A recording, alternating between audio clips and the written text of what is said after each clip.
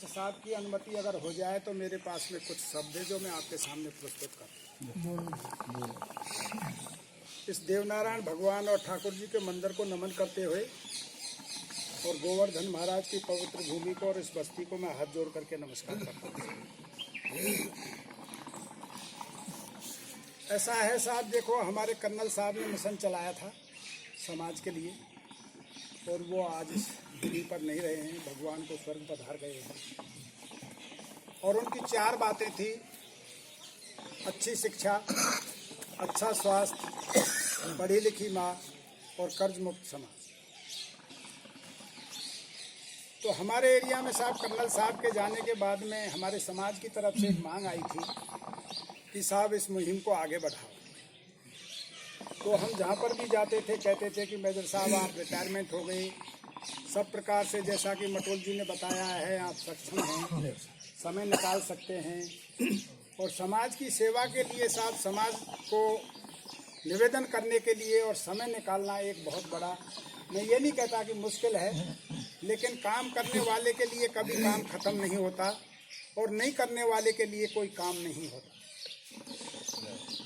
समाज की आदेश के ऊपर हमने पिछले 2 साल से हमारे एरिया में हमने अपनी आवाज़ से वीडियो बना करके और समाज को डाले थे, जिसमें कम से कम 1000-1200 आदमी उस एक ग्रुप के अंदर थे। और हमने समाज से निवेदन किया था कि जो समाज जिन बातों के ऊपर पहल करना चाहता है वो हमारे को अपने व्हाट्सएप के ऊपर भेजे।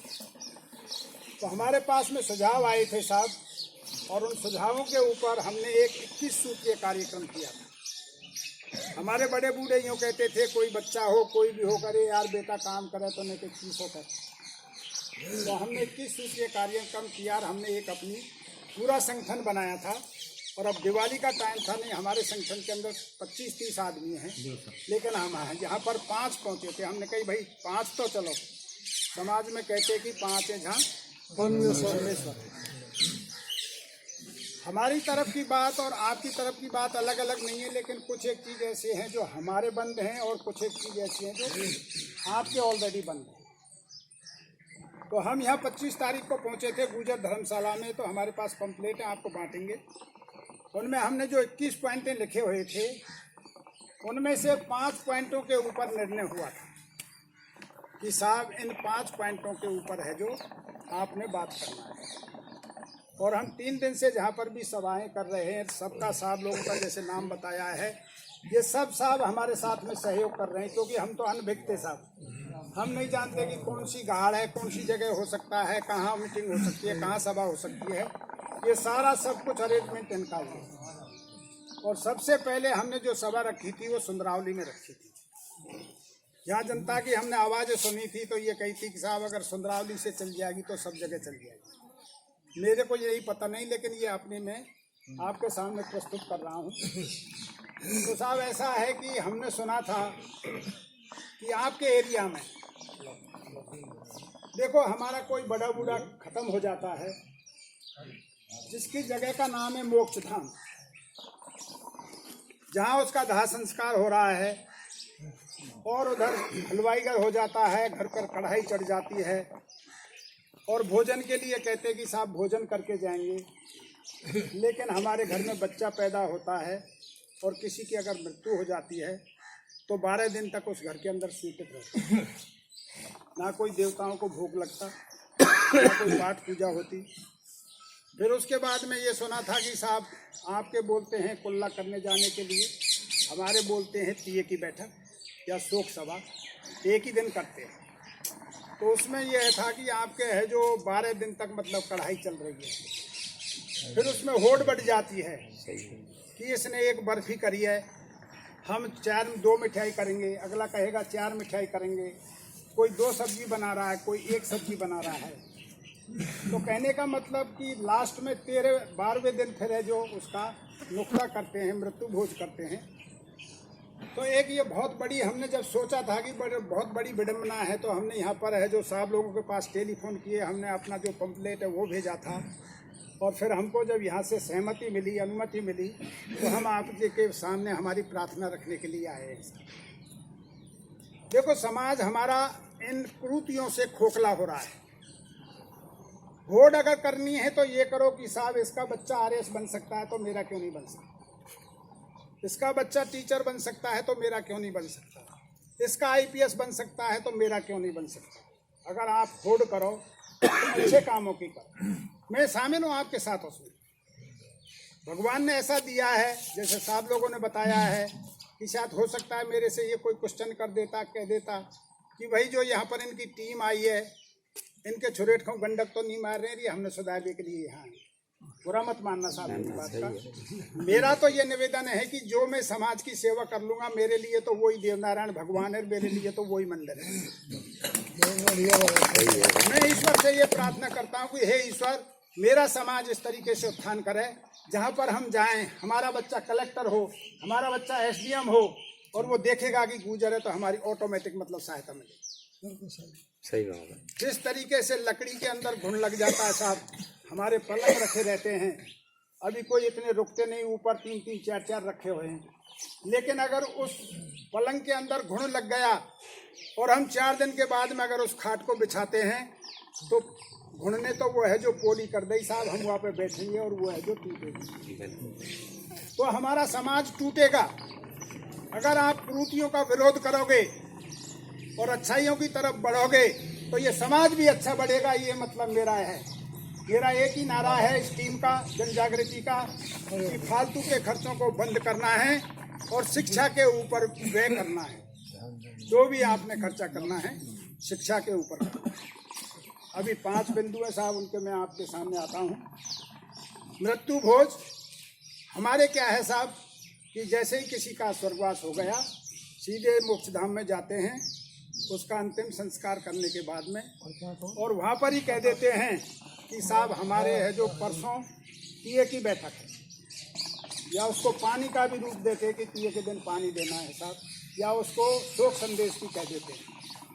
और कोई शोक संदेश कागज नहीं छपाते हैं, क्योंकि जिस दिन उसकी 12वीं होगी उस दिन पगड़ी रस्म के अंदर है जो रिश्तेदार जिनको पगड़ी बंधवानी है वो ही आएगा। बाकी हमारे कोई और की बैठक में यार दोस्त नाते रिश्तेदार कोई नहीं आता। अपनी सिर्फ बहन बेटियों को है जो टेलीफोन कर देते हैं और मन सवा मन का है जो मृत्यु भोज करते हैं। तीये की बैठक के दिन आते हैं सब, अपने घर से रोटी खा करके आते हैं। अगर सर्दी का मौसम है तो चाय बना देते हैं, गर्मी का अगर मौसम है तो नींबू पानी या कोई लस्सी वगैरह बना देते हैं। उसमें से भी 50% आदमी तो ऐसे हैं साहब, आप लोगों में भी बैठे हुए हैं, जो कि उस घर के अंदर पानी भी नहीं पीते हैं सरदार। तो मेरा आपसे निवेदन है कि ये जो बिल्कुल फालतू खर्चा हो रहा है उसको बंद करके और अपने बच्चों की शिक्षा के ऊपर पैसे को लगाओ, और इससे सारी चीज़ें बंद हो जाएंगी। डीजे बाजे भी इसमें बंद हो जाएंगे, आपका समदौड़ा भी बंद हो जाएगा। तो पहला पॉइंट तो हमारा यह है साहब जी। दूसरा है डीजे बाजे का, व्यर्थ का खर्चा हो रहा है। 2 बच्चे शराब पी करके आ रहे हैं और 4 बच्चों को और शराब पिलाएंगे, 8 नचेंगे। जन्मदिन मना रहे हैं, नई साल मना रहे हैं, शादी की सालगिरह मना रहे हैं। गंगापुर में हमारे यहाँ पर 7 बच्चे गए थे जन्मदिन मनाने के लिए, और उन्होंने जब सेल्फी ली थी तो वो 2.5 पैसे सरक करके वो धक के अंदर चले गए। 4 बच्चों में से 3 बच्चे खत्म हो गए और 1 बच्चा बचा। मकान के ऊपर चढ़ जाते हैं, अगर किसी पर दौड़ी नहीं है तो पीछे को सरकते जाते हैं और नीचे गिर जाते हैं। डीजे बजता है, पड़ोसी की भैंस दूध नहीं देती, खुद बजाता है, अपने भैंस को दूध निकालना जब तो बंद कर देगा, चाहे पड़ोसी की भैंस को दूध कढ़े। दूसरी बात मैं आपसे अनुरोध करना चाहता हूँ, हमारे बुजुर्ग बैठे हैं यहाँ पर, 3 पीढ़ियाँ बैठी हुई हैं, दादी बैठी है, मैया बैठी है, बेटी बैठी है, और अश्लील गाने चल रहे हैं। आपको कहने में वैसा लगेगा नई बहू के बजे बीछिया, ये अच्छी बात है। आगे क्या है साहब? अब आगे की बता दूंगा साहब, लेकिन मतलब आपने सब जाने हैं। तो है जो पूरा कर देते हैं वही अच्छा लगता है। एक पिक्चर के अंदर वो डायलॉग बोलता है कि बंदर क्या जाने आंगन टेढ़ा। तो जब वो कहती है अरे भाई यार दो महारे एक क्यों कर रहे हो, नाचन जाने आंगन टेढ़ा और बंदर क्या जाने अदरक का सवाल। जब वो कहता है परेश रावल कि मैं जानबूझ करके आधा दोहा कहता हूँ कि जो पूरा ही कर देगी। ठीक है साहब, तो ऐसा है, पूरा कहने से उचित नहीं है। हम ये कहते हैं कि उससे हमारे बच्चों के अंदर अश्लील गानों से गलत फर्क पड़ता है। तो डीजे के ऊपर पूर्ण रूप से रोक है साहब। हमने 3-4 जगह सभा की है साहब, लोगों को पता है जिनके बच्चियों की 12 तारीख की शादी है नवंबर की, उन्होंने हमारे सामने ही टेलीफोन कर दिए हैं और ये कह दिया है बेटा वाले से कि हमारे डीजे बाजा मत लेकर के बेटी वाले। इसी तरीके से बेटा वाले ने कह दिया कि हम कोई डीजे बाजा लेकर के नहीं आएंगे, हमारी शादी बराबर है। तो दूसरा पॉइंट है बाजे वाला। तीसरा पॉइंट है साहब की जो ये स्वागत समारोह करते हैं साफे से फेंटा से, व्यर्थ का खर्चा है। 250-300 फेंटा आएंगे साहब, 80-60 रुपये का है जो मतलब फेंटा लेकर के आ रहे हैं। उसको कौन बांधेगा? बांधने वाला फेंटा वो तो 1000-2000 रुपये का बांधेगा। फिर उसमें पूरा टाइम उसी में चला जाता है साफों में बंधाने में। अगर कोई भी किसी का प्रमोशन हुआ है, कोई रिटायरमेंट आ रहा है, तो आप माला से स्वागत करो।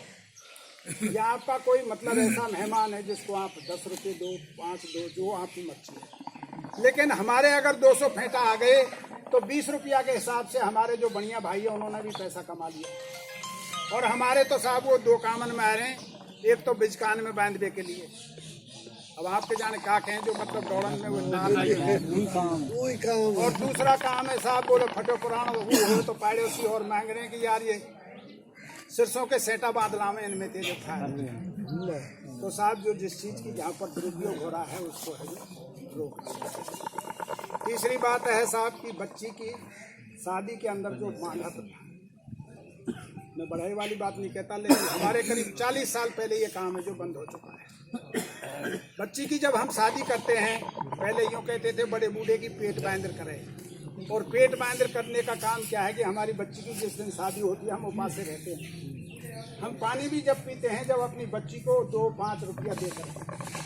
हमारे पास में अठन्नी चौन्नी हुआ करती थी साहब पहले, नहीं थे। जब अपनी बच्ची को अठन्नी चौन्नी दे करके जब हम पानी पीते थे, जब हम उपास ही रह रहे हैं तो बच्ची के उसमें है जो आपने मांझे देने की या उसकी कोई जरूरत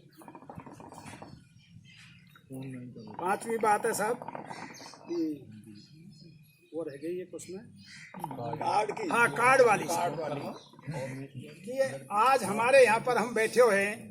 मैं एक निवेदन करना चाहता हूँ कि कोई सज्जन ऐसा है कि जिसके घर में टेलीफोन नहीं,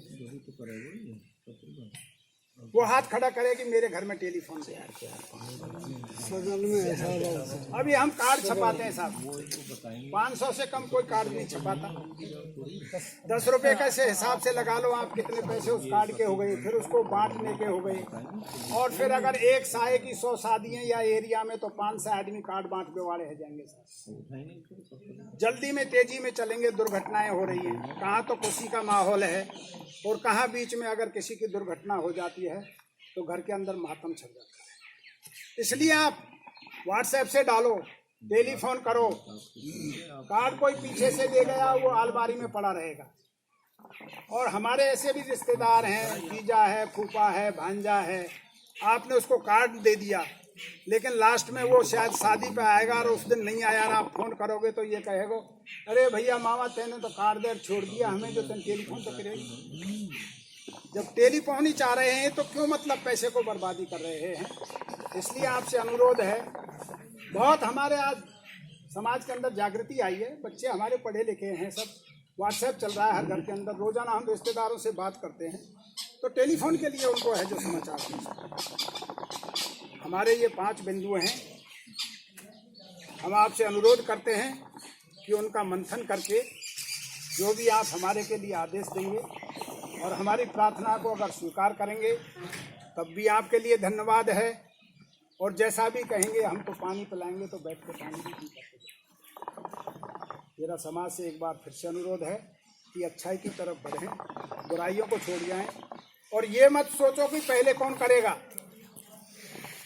ये पॉइंट हैं साहब, लोग ये बैठे हैं, ये आज से ही लागू हैं। 3 दिन की बारात थी, जब भी किसी ने 2 दिन की 2 दिन से है जो 2 टाइम की और 2 टाइम से 1 टाइम की भी की। हमारे भी अंदर वहाँ बुराइयाँ थी, उनको भी हमने बदलने की कोशिश की है। 80% हमारे वहाँ पर इसके ऊपर अमल हो गया है। आपके यहाँ भी हमने सुना था साहब की लगन के ऊपर है आपके 5-5 किलो गुड़ बटे गाँव। किसी ने शुरुआत तो की होगी साहब। अभी यूँ कहते हैं कि हमारे साहब 20-25 किलो बता से इनका काम चल गया। ये सांच झूठे या सांच है, लेकिन और 3-4 दिन से आपका इतना सहयोग मिला है कि हम तो यहाँ की ABCD नहीं जानते थे साहब। आप लोगों के आशीर्वाद से ये सब काम चल रहा है, और आप जितना आशीर्वाद हमको दोगे, हमारे हाथों को मजबूत करोगे, तो हमारे गांव खेलडी के अंदर कर्नल साहब ने बोला था कि एक दिन हमारी बच्ची है जो पायलट बन के और हवाई जहाज उड़ाएगी। आज निगोती यानी खेलडी के अंदर हमारी बच्ची पायलट है और वो है जो हवाई जहाज उड़ा रही है। और मैं आपको विश्वास दिलाना चाहता हूँ कि आप इस चीज़ों के ऊपर ध्यान दोगे तो अगले 10 साल के अंदर हमारा गुजर बच्चा है जो चांद के ऊपर पहुँच करके एक दिन दिखाएगा और ये कहेगा कि गुजर का बेटा चांद के ऊपर पहुँच गया। आज भी जो हमारा एक विमान छोड़ा था, उसके अंदर हमारा एक गुजर का बच्चा है जो उस टीम के अंदर है। जब वो मिसाइल यहाँ से छोड़ा गया है तो दिल्ली के अंदर हमारा भी गुजर का बच्चा उसके अंदर एक सम्मिलित है। लेकिन हम ये चाहते हैं कि हमारा बेटा चांद पर पहुँच करके, और जब वहाँ से मैसेज छोड़ेगा कि फलाना गुजर चांद के ऊपर पहुँच गया, तो हम आसमान के ऊपर पहुँच जाएंगे। हमारा तो कहना यह है कि आसमान को टच करने की कोशिश करो, ऐसी हमारी आप लोगों से विनती है। और हम आपका बारंबार है जो प्रार्थना करते रहेंगे। हमारा जब तक ये शरीर रहेगा, 70 साल का मेरी उम्र हो गई साहब, अगर मैं एक युग जी जाऊंगा, उसको 12 साल बोलते हैं, तो मेरे लिए धन्य रहेगा और मैं आपका सदैव ऋणी रहूँगा। मैं फौज का मेजर साहब जरूर हूँ, लेकिन मेरा कोई आदेश नहीं है किसी के लिए। मैं आपके आगे एक मेजर सेवक बन करके आया हूँ। मेरी बात सुनिए, उसके लिए आपको बहुत बहुत धन्यवाद और बहुत स्वागत है।